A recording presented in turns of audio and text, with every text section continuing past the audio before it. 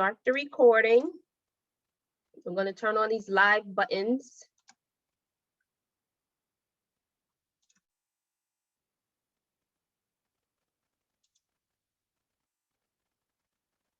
I don't know what I'm pressing. I'm just saying yes and yes and yes until, okay, I can go live. All right, Zoom to Facebook is happening. Let's go over to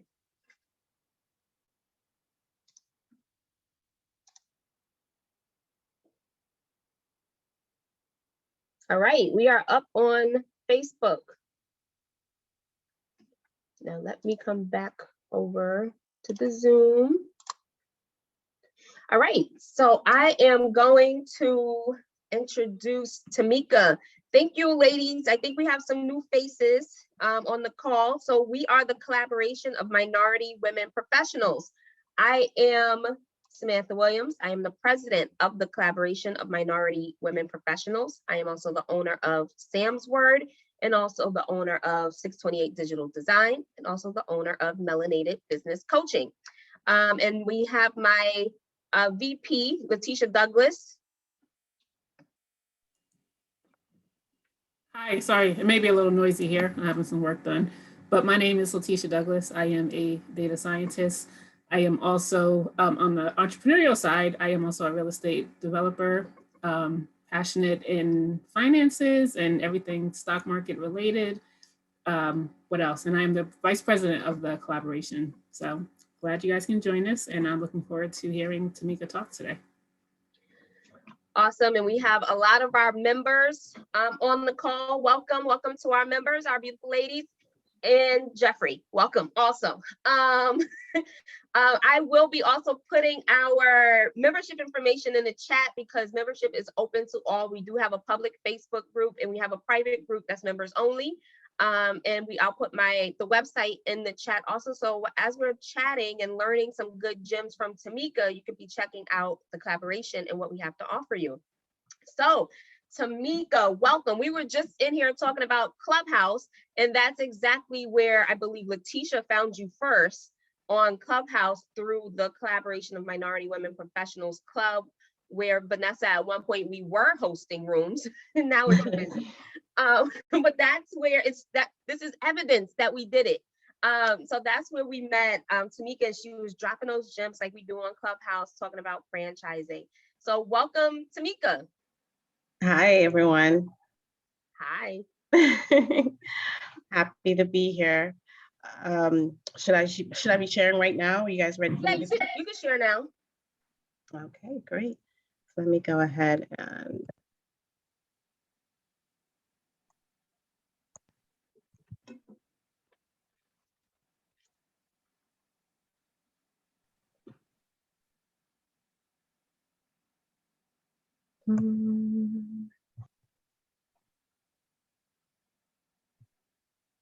okay. I'm trying to see how to do the Okay. Press enable at the top of the screen in the yellow bar. Enable editing. Oh, it's being covered. I see it though. Got it. Yeah. Thank you for that. You're welcome. And then just throw it in presentation mode. I'm trying to move this bar.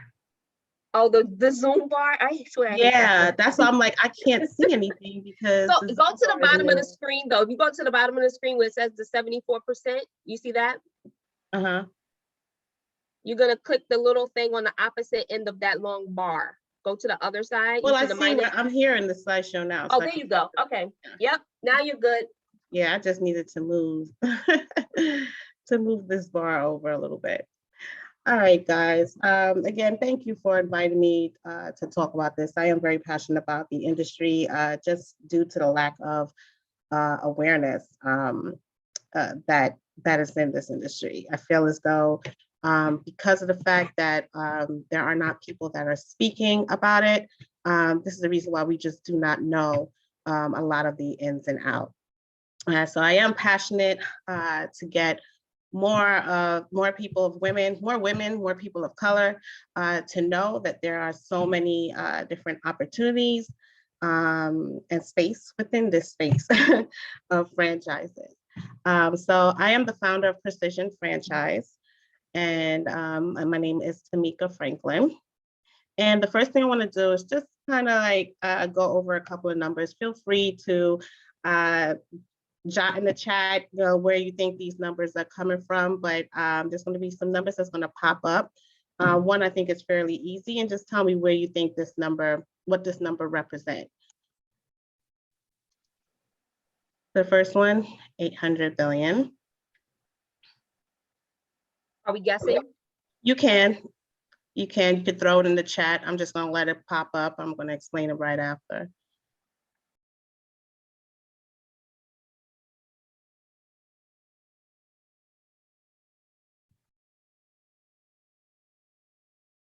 Okay, and I just see some in the chat. Absolutely, thank you, Letitia. So the first one I thought was pretty easy. That represent 800 billion represents what the industry produces per year. It is an $800 billion industry.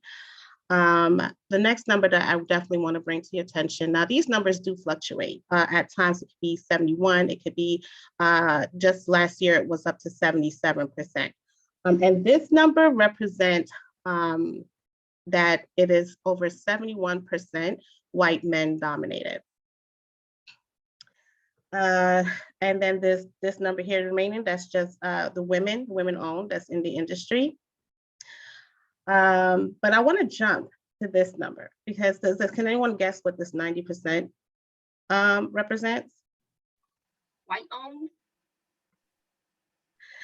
So the 90%, so it's over 70% white men dominated, so white owned, right? But it is, so we've all heard the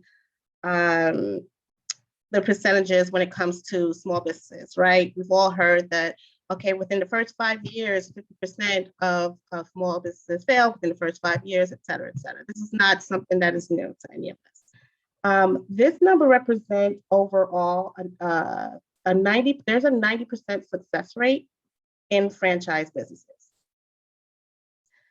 Because of those numbers here, 71%, but then it's a 90%, and this 8% represent African Americans.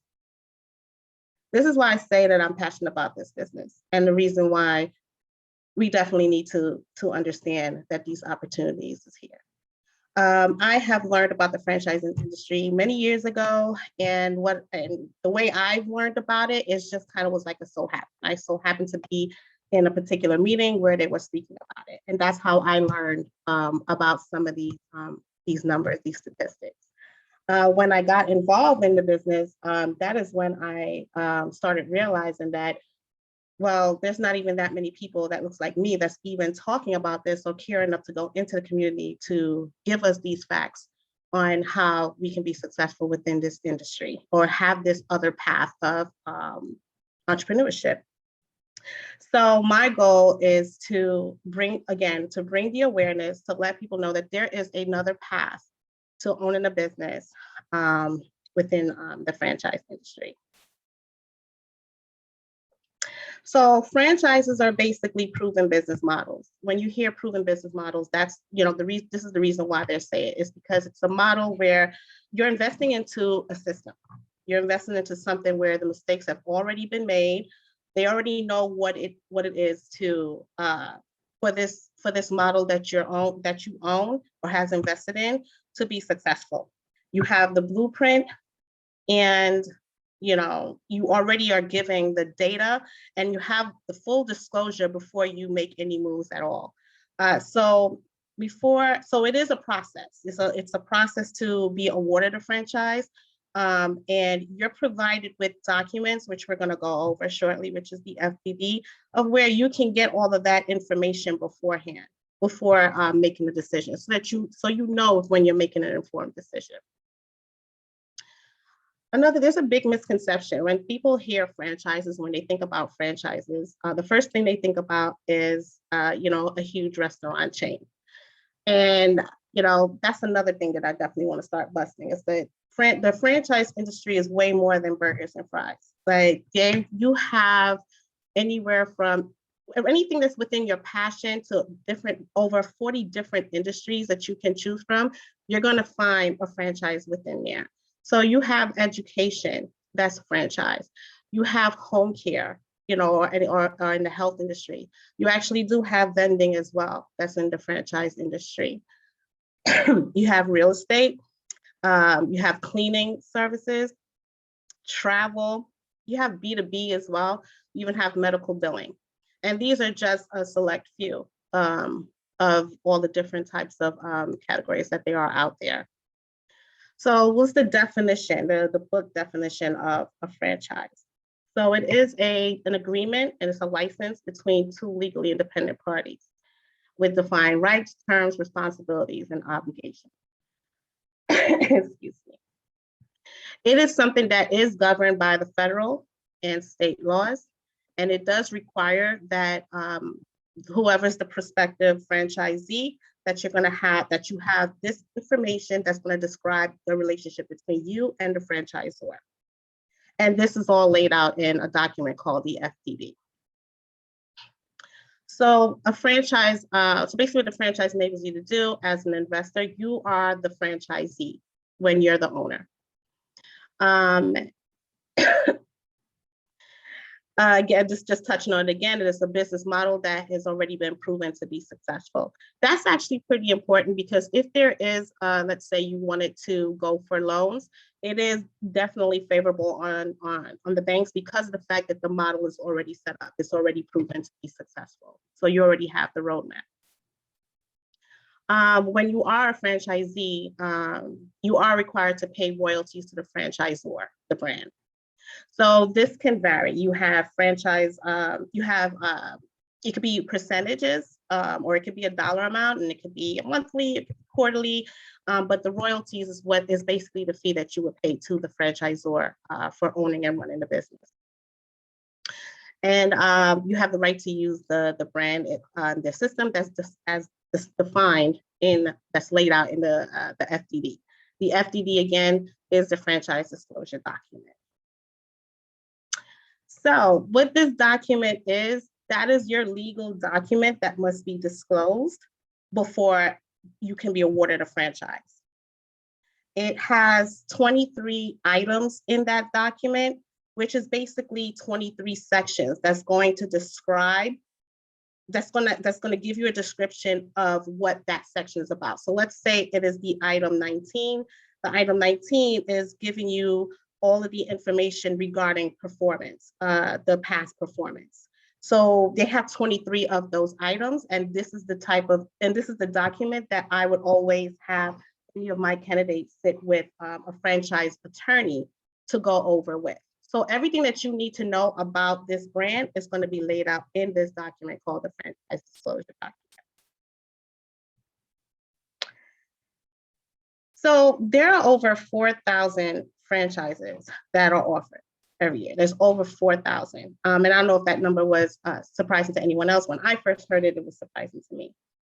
And where confusion comes in is when, let's say you are in the position to where, you're thinking that, hey, I know I want to own a business, not sure what. I heard about franchises, and you just end up on a site, or you end up walking into an expo. What then tends to happen is you might get overwhelmed. You're going to just see a whole bunch of different stuff, different opportunities, and you might be asked to sign up for this, fill out that, and then once you do that, sometimes you're not really followed back up with. A lot of times, which I believe is is the reason for the lack of awareness as well, is that sometimes you just might not have checked off enough boxes that made sense for that particular brand. And that is usually at the hands of whoever is representing the brand. So it could have been a person that works directly for that brand as a developer, or it could have been a broker. But sometimes it's like they have so many to go through. It's like if you're not really checking off the boxes, they kind of move on. And what I've heard from candidates is that they had started the process, but because of either the person didn't follow back up with them, or they just was getting a bunch of information, they kind of just lost interest, or they just felt overwhelmed and didn't know where to go with it. And so they ended up moving on. And that's where I come in. See the light? That's why I did that.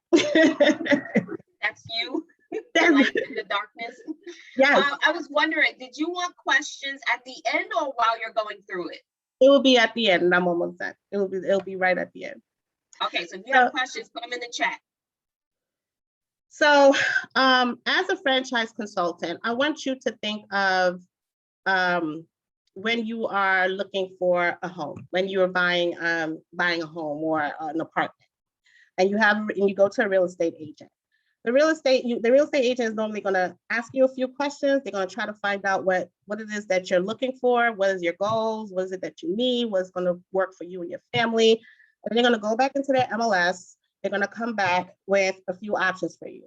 You guys are going to go around, you're going to check out some things. When a decision is made, until a decision is made, right? So you don't pay the real estate agent for that process. They are compensated by the owners.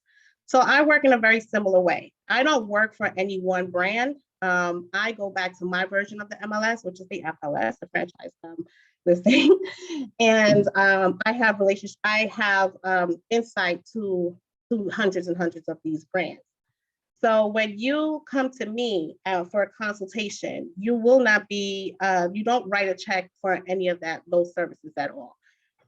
So basically why we kind of are the light, within, all the mess and everything that, like that, is because we help in identifying which business is going to be the best fit for you.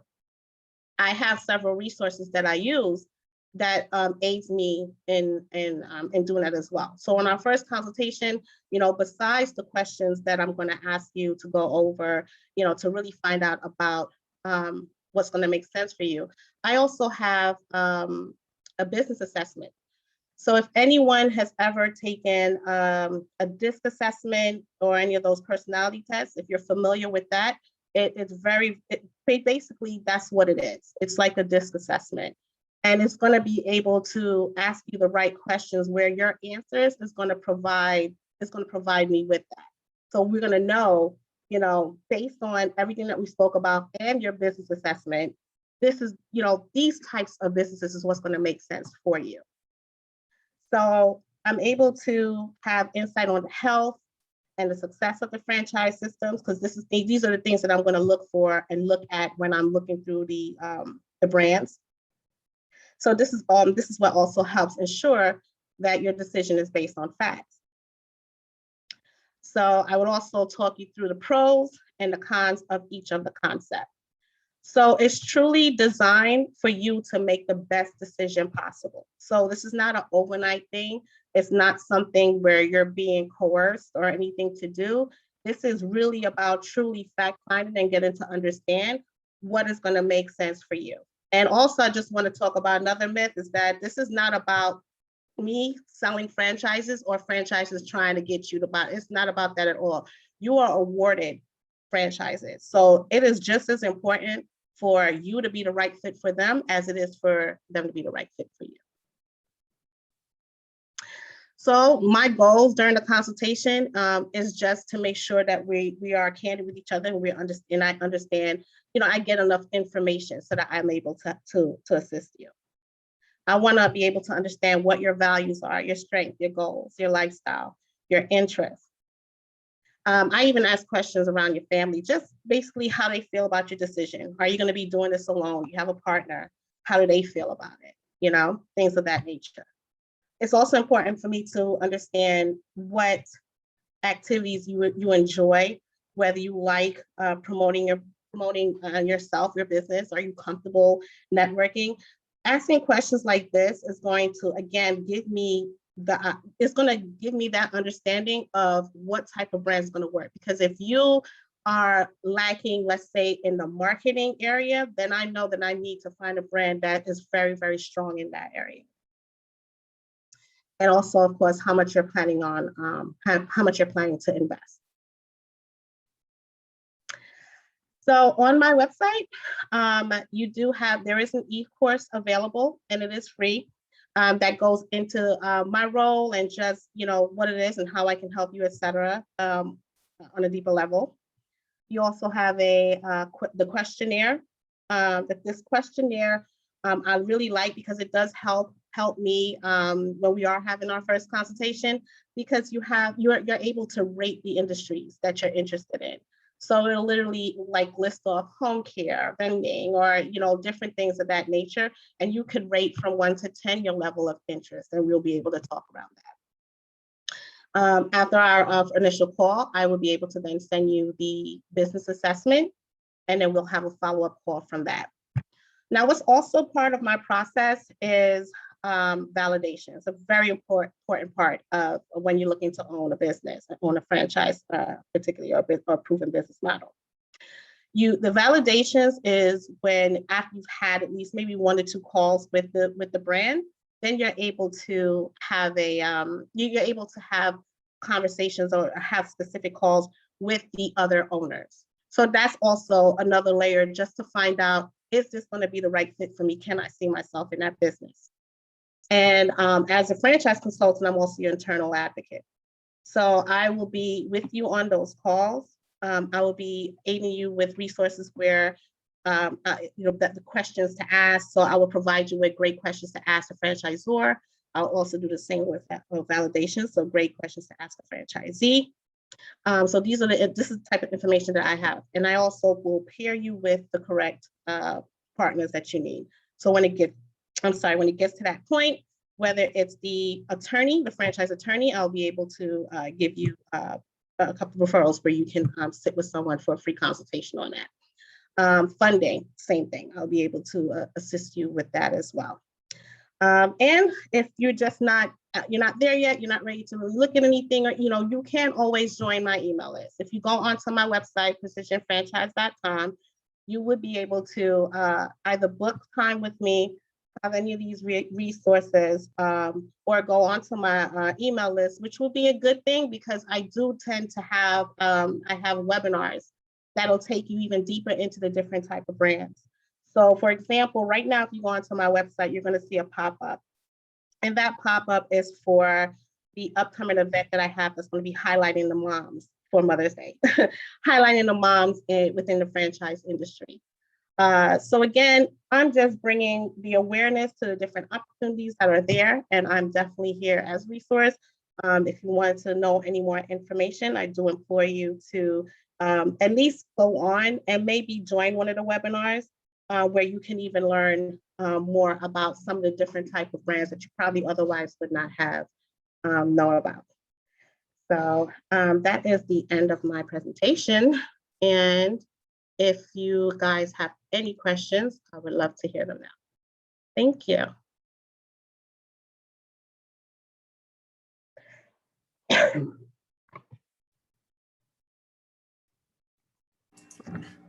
I have a question. Sorry, I had a bunch of screens going. So a lot of us have our careers and or businesses already.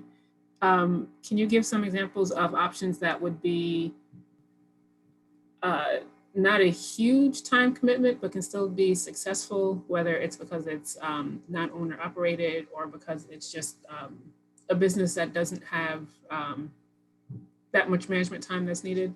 Can you give a couple examples of those, or something that a busy mom would be able to add as an additional stream of income?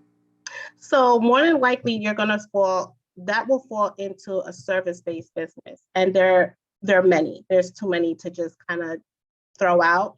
But any service-based business that allows for passive ownership or semi-passive ownership is what's going to be right up your alley, because these are the businesses that you can own and run while you're still in corporate, or while you have several other businesses. They're also good for scaling as well, because then you do not have any, you don't have to worry about brick and mortar, because more than likely you're not going to need, you're going to be able to do this from home.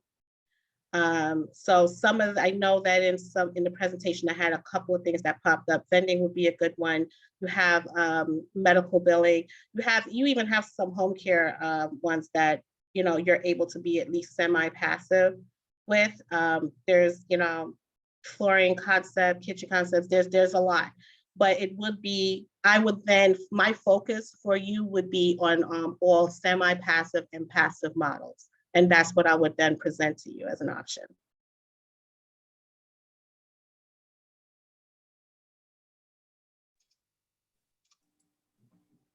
Okay. Nikita asks, oh, Letitia, did you ask Nikita's question? No, I didn't. That was- Okay, Nikita asks, can you give some examples of what franchises some of your clients have joined? So there's some that is, it's a variety of them actually. There's one that's about to join an education concept, which is about tutoring. And that is a model actually that you would be able to be a passive or semi-passive model with. Another one is did do actually the medical billing. I have one that's looking at cleaning, and the other one is a restaurant. The other one, would be a restaurant. So that's not going to be semi-passive or anything. But it's again, it's a lot. There's literally hundreds and hundreds of different brands and franchises that you can own.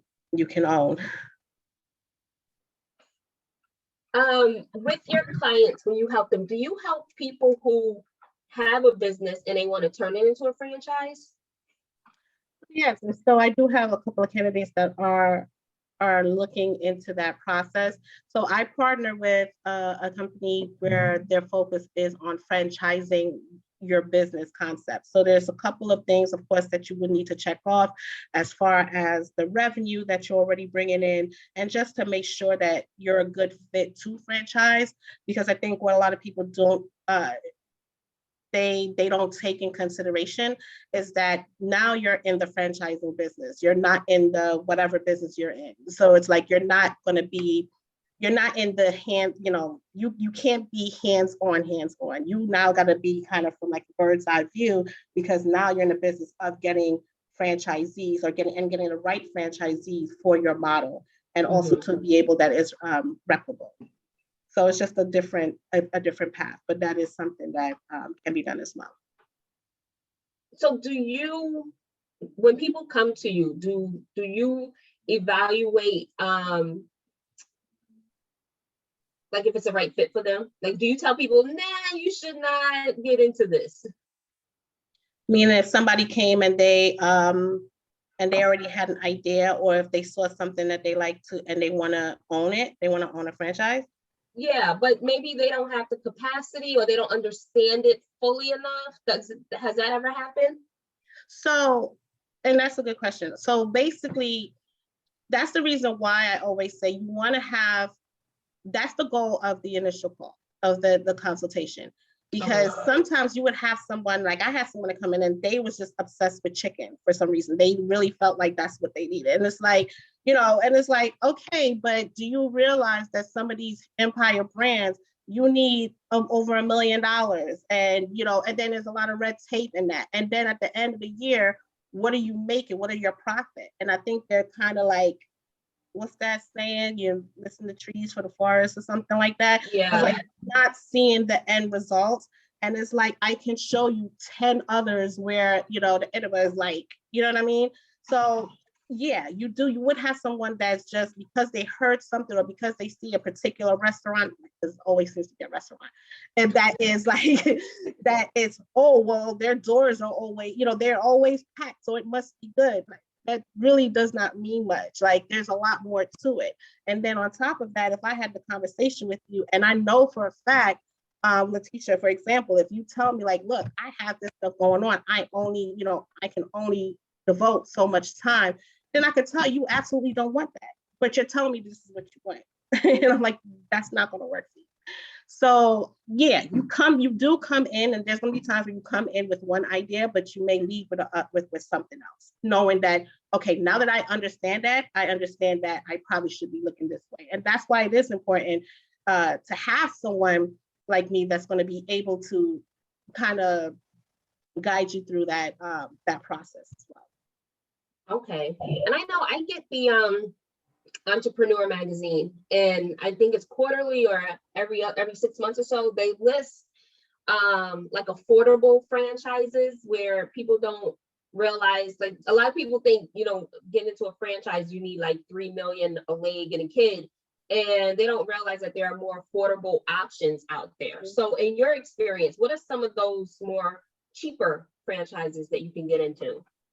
it'll be some of the ones that I've mentioned, where it's medical billing, and the vending seems to be on the lower end of it. There is also, but I can also think of a home care one that's pretty low as well. So there are a ton of franchises that you can invest into that is like under 50,000. But the trick is to know, well, but is that what you want? Because, you know, I might have someone where they're extremely passionate about, you know, creating impact or something like that.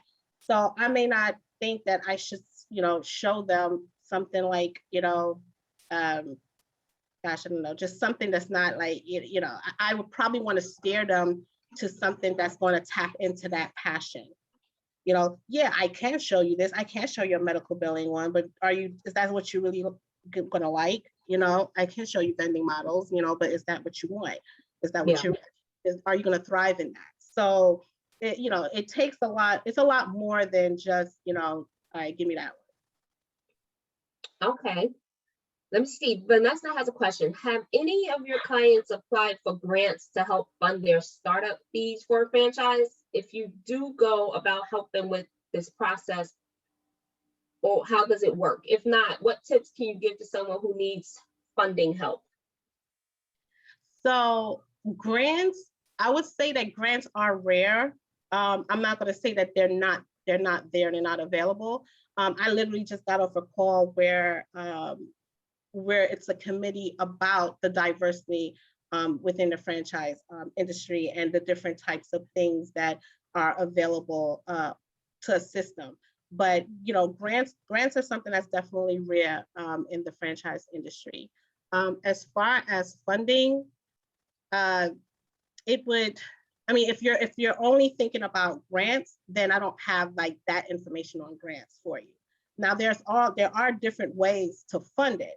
You know, so you do have things like that you can do with your 401k, ROBs, things of that nature, where, you know, people may not have thought of, where you are able to use those funds to assist you with funding the franchise, and you still have SBA loans and things of that nature as well. Do you have any stats on how the franchise industry did during COVID? So yeah, I mean, and that would depend on, that also depends on which brands or which industries are we talking about, right? So there's a lot of brands that did way better, that's having their best year in COVID, just due to the nature of the business. So for example, like, you know, there's a restoration brand that I'm thinking about, Puriclean. They have, the last time I would have to go back and to see my notes and everything, but I know that they were, you know, something like over 20% more than they've done the year before. And then, you know, it's like, so it's been significant numbers, but those are recession-proof type of brands where you're dealing with restoration, mold, or water damage, things of that nature. And you have, you know, let's say the education brands. You have, you know, where their model already incorporated some sort of online. So all they did maybe was focus more on online, and they're doing a lot better. You have some cleaning that's doing, you know what I mean? So there's a ton of brands that had soared, you know, during this time, you know, because, you know, it just happened to be recession resistant. Awesome. This was great. I mean, you got through that too. That was some efficient teaching right there. Thank you. Ladies, do you have any other questions? Jeff, any questions? I have a question. Can you hear me? Yes. Oh, okay. I forgot it, waiting for Sammy to finish. So if someone had already had a franchise in mind, can you be that point of contact to help walk them through that whole process? Because I see it as one of those things where you don't know what you don't know. Right. So just help them with knowing the right questions to ask, knowing what to push back on or how to negotiate through the whole process. Can they use you as kind of a consultant in the process? So I would still treat it the same way, because I would want to know, like, whatever that brand is, and it may be a brand that I have, depending on what it is, right? But I would want to know, I would still ask you questions regarding why, because you might want that brand, or think you want that brand for reasons that may not even make sense. You get what I'm saying? Like, you may like it for one aspect and not considering everything else. So my goal would be to find out, why are you focused on that brand? What is it that you like about that brand? And if it's like, well, I just, let's say, I'm trying to think of an example, but I guess if you can think of certain aspects or attributes, like, well, I just like the impact. I like that it's with kids, or whatever the case is. Then I can say, well, if that's the case, yeah, we could look at that brand, but I also have, or we also could look at X, Y, and Z because of these factors. So it's still going to be a fact-finding process to get a full understanding of why it is that you want that brand. And if it's the industry, then maybe we can look at a few things within the industry of what it is that you like, or that you are passionate about. What are some examples of franchises that didn't last, like franchises we don't see around anymore? Do you know? The only thing that I can think of right off the back is like those huge empire brands. And I don't represent the empire brands, but the first thing that I can think of is only because they recently brought that up, was like Quiznos. Oh, did they go out of business? I think so. I don't know. You don't really see them. You don't see them, and there's reasons for that. It's like, there's a whole bunch of, you don't want to go, you definitely don't want to go with the brand. You want to look at the support system. The one thing that you want that's important about choosing the right franchise is also you want to see how steadily they grow as well. You don't want someone or a brand that if they just got in and then all of a sudden they got like 50, that means they're not taking their time to bring in the right franchisees. Then you also want to look at the level of support. What are they actually doing for you as a brand? Are they providing you with the mentor? Do they have how long is their training? What type of training? How intensive is their training? There's some brands that you have a call center on your behalf. Things of that nature. So there's so many different things, levels of support that you are provided, which is why these models are that successful, is because you are in business, for yourself, but you're not by yourself. You do have a team or a family that you can go back to for many different resources and things that you may need. And Jeffrey said some franchises have company stances that you may or may not agree on, like Chick-fil-A, they're not open on Sundays. That's true. It's like Hobby Lobby, they have very strong non-liberal stances. So you guys do your research also. Oh, that's also a good example, because that's another one that I always hear about. Oh, Chick-fil-A. Like, okay, so let's dig into that. Like, you know what I mean? Oh, so you want to actually own it? Okay, so you don't want a Chick-fil-A. Like, so you like, and that's what it is. Like, sometimes they look at like some of the information that they see on the surface, like, oh, it's only this amount to get in. Oh, they look successful, but they put you through serious red tape. You do not own it. You are more of a general manager, and the type of model that you have to abide by, it might work for some people. I'm not completely knocking it, but if I'm sitting with you and I understand exactly what it is that you want or you need, and I know that model does not fit with you. Mm-hmm. So I'm from New York, and we can't get a White Castle in Connecticut. I'm in Brooklyn. What's up? Huh? I said I'm in Brooklyn. What's up? So it's a few we gonna need. We gonna need White Castle. We gonna need some of the Jamaican spots. Like, what do we need to do to make those franchises come out here? See, and this is what, and See what you just said? What's the first thing? Like, what did I just say, everybody? Everybody, I want somebody to go in the chat. What did I say in the beginning is what the misconception. What is the first thing? What is it? I probably wasn't People paying think attention. about when they hear franchising. The restaurants, Yeah, and what you just named. A the couple. fast food. It's way more. It's way There really are so much more. Even like the child care centers and medical practices. There's a lot of opportunity in the franchise. What do you think are some of the non-conventional?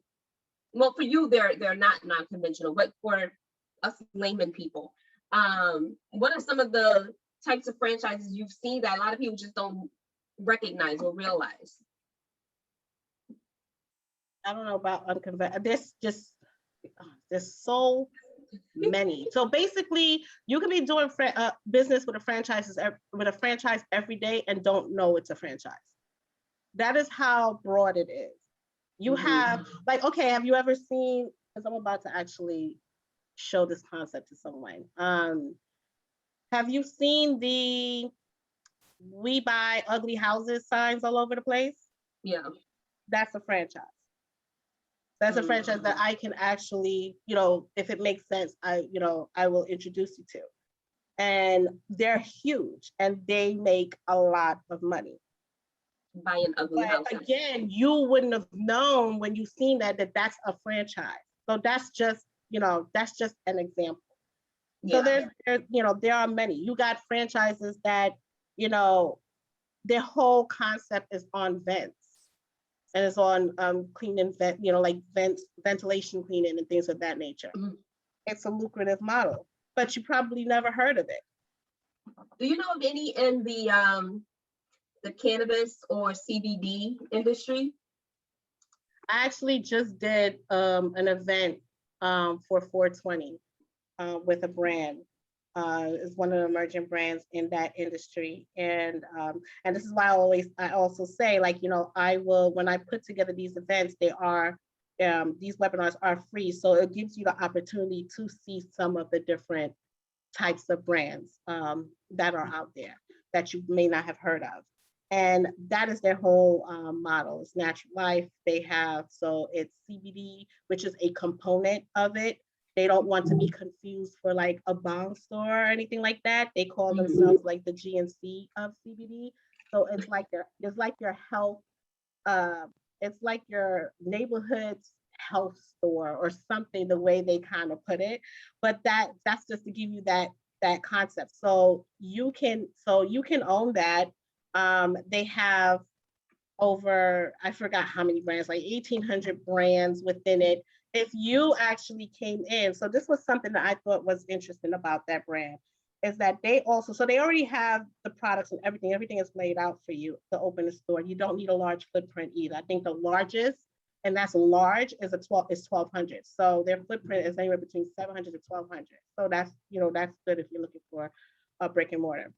But what was unique about them is if you are someone who, let's say you have a product or you have a family member that have a product that you swear by, that is natural remedy, is CBD, and you swear by this product and you like, look, I think that this would do well in the store. They would actually allow you to basically send that sample over to them where they go through their own testing and everything, and then they may trial it. And if everything checks off and it seems good and the sales were good with that product, they can then allow it to then be distributed through all of their stores, which I thought was a phenomenal opportunity as well, because you don't hear about brands doing that. Wow. I love it. I'm thinking about all the topics we heard you chat about on Clubhouse. And yes. You know what? If anyone on here, if there was something that I did prior, a webinar, and you guys would like to see it, if you join the email list, I will send you the recording. So I have done, so as I said, the last one, if you were interested in seeing what that was about, that was done for 420. I did Women's Rising for for Women's History Month in March. And I also did Franchising While Black. So if any of those were like, if you like, I want to, I'm curious and I want to see that, then I would go ahead and I'll send you the recording. So do you work with just Black people who are interested, or all people? Oh, people. I just wondering, no. Girl, this is live. I work with everyone. Money is green, I know, but you just gotta Listen, anybody who's able said this is live. I wish they would come for me and talk about you. Okay, so anybody can purchase, anybody could invest. I am passionate because I know that it is, over 70% white dominated space, yet it is a 90% success rate. Why do we not know about this? So if we can talk about this, don't keep me a secret, like share this information. If anything, if you don't come out with anything but information, I did my job, because that's now much more than what you've known coming in. That's something that you can share with someone else. And it may not be for you. It may not be for you today. It might be for you. You might come back a couple years later because things has changed, or you can say it, tell someone else that that's already in that process of investing, and they just don't know where they want to go. They know, like, hey, I want to own a business. I love something with kids. I don't know what type of business to own. Like, this is just, all I'm saying is that this is another path to business ownership. You can certainly generate wealth, doing this. You can, so it's for anybody that's looking to add to what they're currently doing, if they're looking to completely transition from corporate, or if they're just, or they're looking to, again, just scale and build wealth, or perhaps have legacy, it checks off all those boxes. I was just about to ask you about that too. So do you consult with, or do you help when they want to try to find a way to make sure the business lives on through the family, they can pass the business to the kids? Do you assist with any of that or advise? Well, that would come from our conversation. So if that's something that's very important to you, then I'm only going to want to show you brands where some part of that aspect is good for that. So that will come. So that will be information that I will find out and know about from the beginning. Okay, so you have a portfolio of franchises, and then as you talk to people, you kind of start thinking this would be a good fit for you. Yeah, and I'll go back, and so again, that's why I always use the real estate example. Is this, that concept. If you told them, the type of thing, what you're looking for this house, they're gonna go back and they're gonna check their listings and they're gonna see what they have available. Mm-hmm. Awesome. I've learned that. You're right. Like, even if I don't open a franchise, I've learned so much. So more than I knew before. So that was awesome. Let's see. Anybody else got any other questions? Put your questions in the chat. Jeff said grocery chains like C-Town and ShopRite are franchised.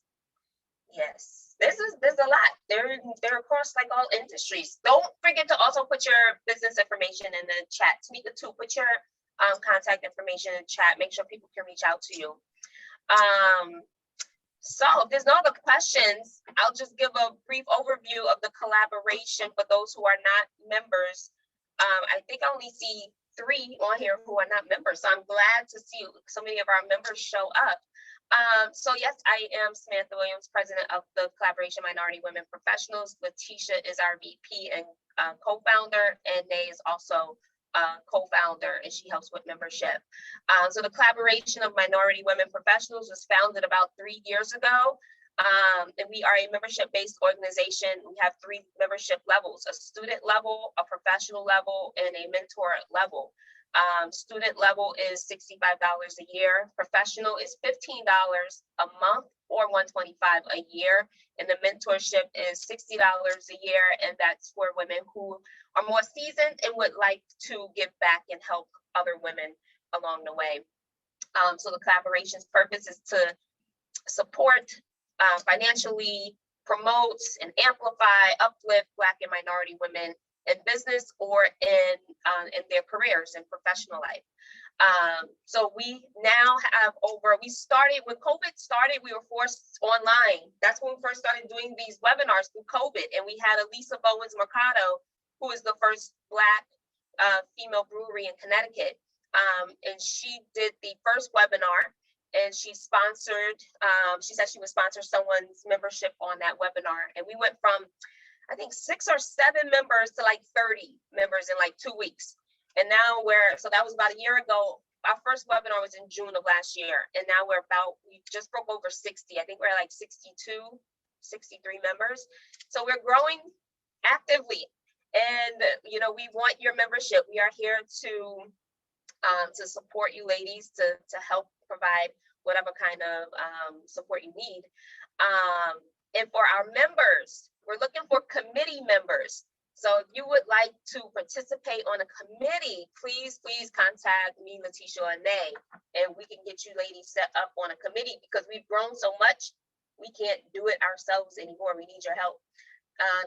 Nikita says, future business owners still put my plan together, gathering information, we'll be in touch. Yes, Nikita, make sure you get on our mailing list. Make sure you stay connected. You don't want to miss our awesome webinars. We will be doing another networking one. We did one in the beginning of the month, and everyone loved the networking call. So we need to do more of those, but we need help to plan them and organize them. And then also for May, we have Tamar Drawn, who's one of our members. She is going to be doing a wellness webinar. We're going to chat, me and the teacher are going to chat with her next week, I believe. And or is that tomorrow? I don't even know. We're going to chat with Tamar, and we're going to be posting that soon. So look out for that, because it's very important that we take care of ourselves as we run our businesses, okay? So if there are no further questions, make sure if you put your information in the chat that your email address is there also, because I will be sending that out to everyone whose email address is listed. So make sure your email address is listed, and then look out for the email from the collaboration along with the replay. All right, so ladies, thank you for joining us today. Enjoy the rest of your week.